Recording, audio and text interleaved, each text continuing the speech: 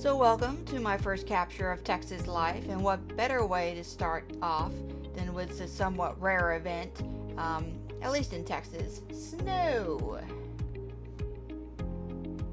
This is the view from my front porch circa February 2025.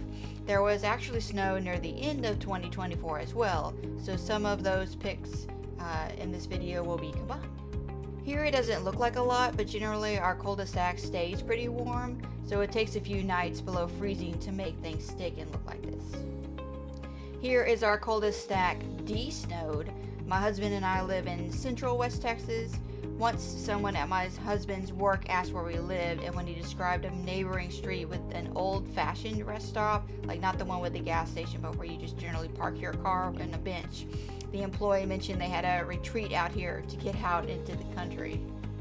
But we aren't Dances with Wolves rural. There's actually a movie studio out here, and town is about 12 minutes away.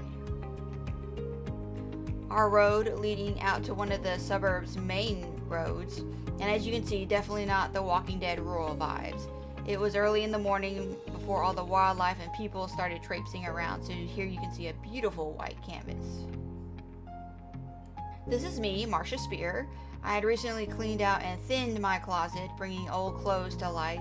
The jacket here was bought about 10 years ago from, I think, Earthbound Trading Company or some store like that. I like how the colors pop against the white background. This is the backyard side fence that halves our property. On the side I'm on is where the dogs are kept most of the time, and on the other side is the cars, so we can open the gate and not have to worry about the puppies escaping. They're pretty well behaved, but it is annoying when you have to get out of your car to make sure they stay in, especially when it's cold or raining. We have 3 black labs, each with their own goofy personality. This is Wesson, our lab/Great Dane mix. It may be hard to tell in the photo, but he's just under miniature pony height. But he is the biggest goofball and so happy for pets.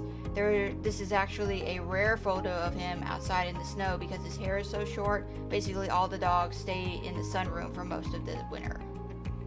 So after oohing and awing over the close by snow, my husband and I, along with our exchange student, marred the road with our footprints to adventure out. This was the first time my exchange student had seen snow. She's from a tropical country. Here is the road leading out of our part of the neighborhood. The first snow day at the end of 2024 school was closed, but the second snow event in February, the local ISD opened around 10 a.m. At the entrance of our neighborhood is a large pasture opposite the road. No one wanted to walk this far, so we took my husband's car to explore the nearby roads. What can I say? There were a lot of photo ops those winter days. I would be able to tell you what kind of car this is per my car sense husband, but as I make this video, he's sleeping. It's still dark outside. Have you ever been in a tree tunnel? This area is beautiful in all the spring with the leaves, but here you can see how spaced out the trees actually are with their foliage gone. And what venture wouldn't be complete without a horizon photo? So no sunrise here, but lots of snow. So when we got back, I found our puppy's first tiny harness, strapped it onto the cats, and took them outside basically for the first time in their lives. Socks and Elsa's brain cell were working overtime to compute all this cold white stuff. They pretty much curled into a ball and looked at me like, why? Why would you do this? They are professional indoor kitties. And of course, what snow day would be complete without a snowman? My exchange student built this, and he stayed up until about the 3rd day, even when his bottom snow pile was still chunked in the front yard. So this is one of my most favorite pictures that I took. Story time.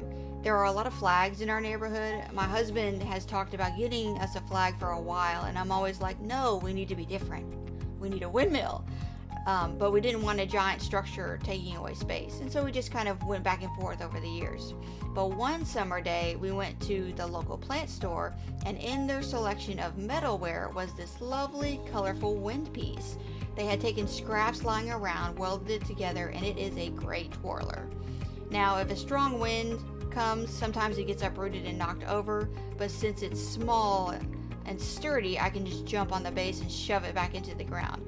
And that's how we have a one-of-a-kind colorful windmill on the property.